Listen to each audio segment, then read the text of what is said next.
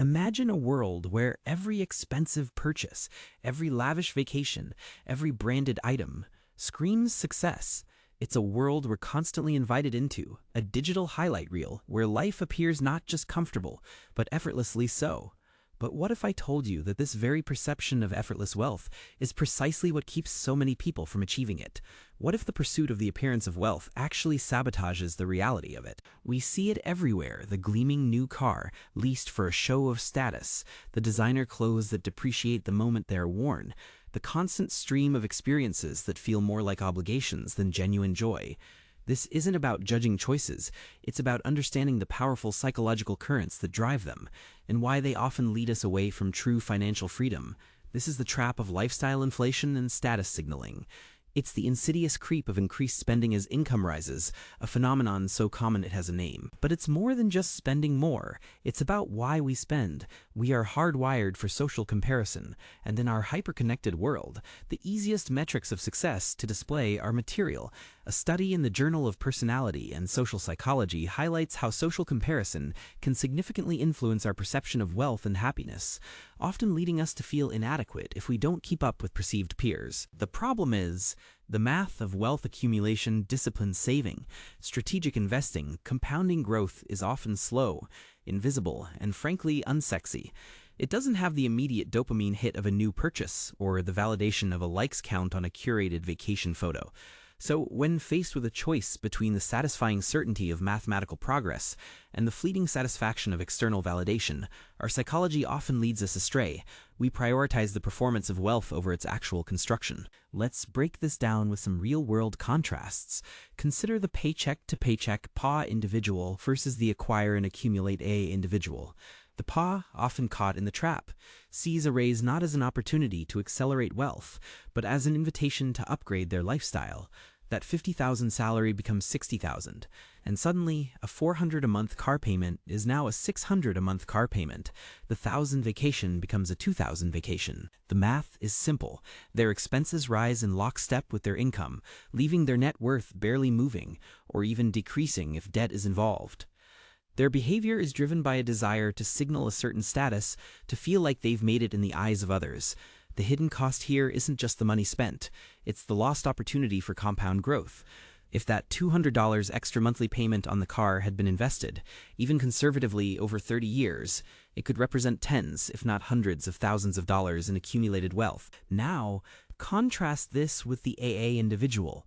They earn $60,000 and perhaps their previous car payment was $400.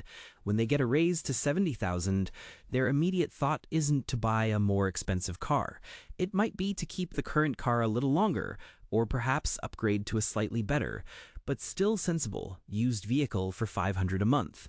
That extra $10,000 in income, a significant portion is immediately directed towards investments, savings, or paying down liabilities faster. Their behavior is driven by long-term goals, not immediate social approval. The hidden cost for them is minimal, perhaps a slightly less flashy car or a more modest vacation.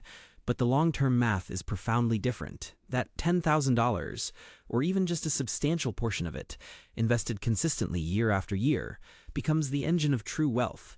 A 2019 study by Vanguard found that asset allocation and cost are primary drivers of long-term investment returns, far more so than market timing or picking individual stocks. The AA individual understands this implicitly. They are playing a different game, one where visibility is not the goal. So what's driving this divergence? It boils down to core psychological drivers and the hidden costs we often overlook. For the PA individual, the behavior is often about seeking validation and avoiding the discomfort of feeling less than. This is deeply rooted in our evolutionary past, where social standing directly correlated with survival and reproductive success. In modern society, that translates to acquiring symbols of success. The hidden cost is the opportunity cost, the money not invested, the financial freedom foregone. The long-term math is a story of stagnation, of being tethered to a job for security because true wealth, the kind that provides options, has never been built. The unsexy alternative is delayed gratification, living below your means even as your means increase. For the AA individual, the behavior is guided by an internal locus of control and a focus on future rewards. They derive satisfaction not from what others see, but from their own progress towards goals. the hidden cost for them is often the internal battle against societal pressure to conform to the performative displays of wealth. They might feel out of step at times or question if they're doing enough to signal their success, but the long-term math favors them overwhelmingly. They are building a foundation that allows for increasing optionality. The unsexy alternative for them is simply continuing the disciplined path, resisting the siren song of instant gratification and status signaling. This brings us to a fundamental identity shift. True wealth isn't about what you can buy. It's about what you can do. It's about optionality, freedom, and control over your time and your life. It's the ability to walk away from a job you hate, to invest in a passion project, to support your family without financial strain, or simply to have peace of mind. Status, on the other hand, is externally defined and inherently unstable. It requires constant maintenance and is always relative to someone else. The person driving a leased luxury car might appear wealthy, but are they free? Do they have control? Or are they trapped by the monthly payments and the need to maintain the illusion?